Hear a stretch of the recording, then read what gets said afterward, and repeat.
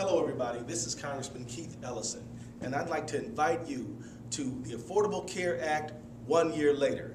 This is going to be an important community meeting that we're going to do, inviting the entire community to talk about the Affordable Care Act, health care in America, and you and your family being able to go to the doctor at a price that you can afford.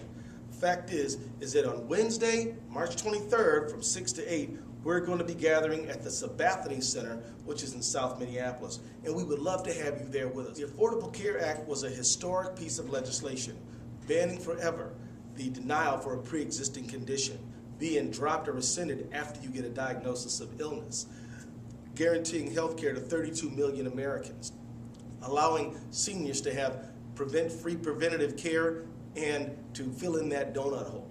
There have been a number of things that are included in the Affordable Care Act that have made people's lives better.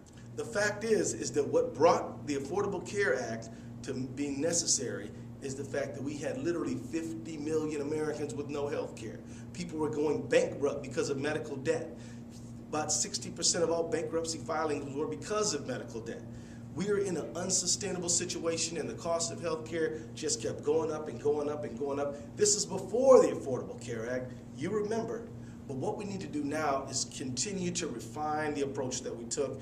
That means that we've got to share information, get feedback from you. We want your stories. We want your observations. We want your criticism. We want you to come and tell us how things can be made better. The Affordable Care Act, 1 year later, Wednesday, March 23rd, from 6 to 8 p.m., Sabathany Community Center. We need you there.